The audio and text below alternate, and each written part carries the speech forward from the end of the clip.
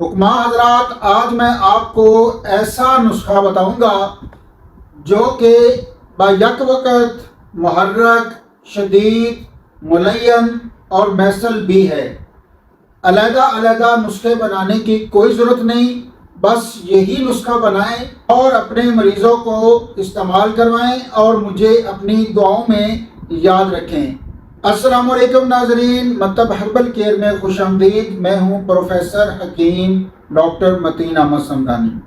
ناظرین، آج میں آپ کے لیے اعصابی عضلاتی ایک ایسا نسخہ لے کر حاضر ہوا ہوں جو با یک وقت محرک، شدید، ملین اور میسل بھی ہے۔ تو حکماں حضرات، میں جانتا ہوں کہ آپ کے پاس ٹائم کی بہت کمی ہے، تو بنا کسی ٹائم کو ضائع کیے ہم بڑھتے ہیں اپنے آج کے اعصابی عضلاتی نسخے کی جانب۔ حکماں حضرات، نسخہ سماعت فرما لیں۔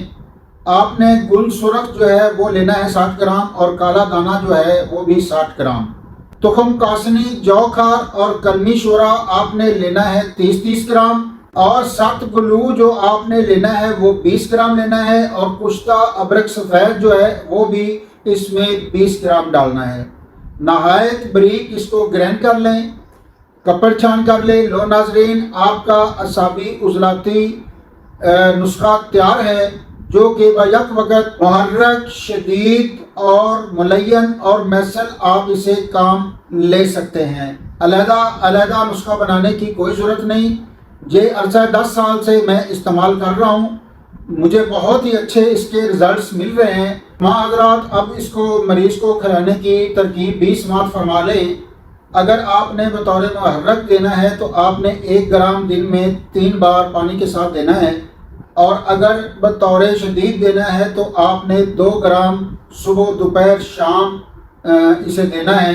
اگر آپ نے بطور ملین دینا ہے تو آپ نے 3 گرام دن میں 3 مرتبہ دینا ہے، اور اگر آپ نے بطور میسل دینا ہے اسے تو آپ نے 3 سے 5 گرام تک اس کی خوراک رکھنی ہے۔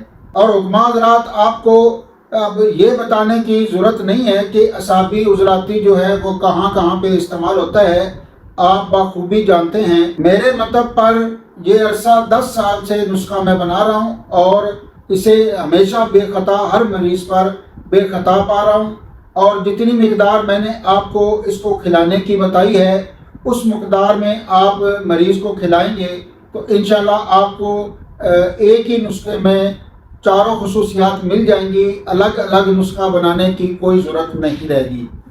اگر میرا یہ نسخہ آپ کو اچھا لگا ہے تو لائک اور شیئر لازمی کریں۔ حاضر ہوتے ہیں ایک اچھے اور نئے نسخے کے ساتھ، تب تک بندہ ناچیز کو اجازت دیں۔ السلام علیکم ورحمۃ اللہ۔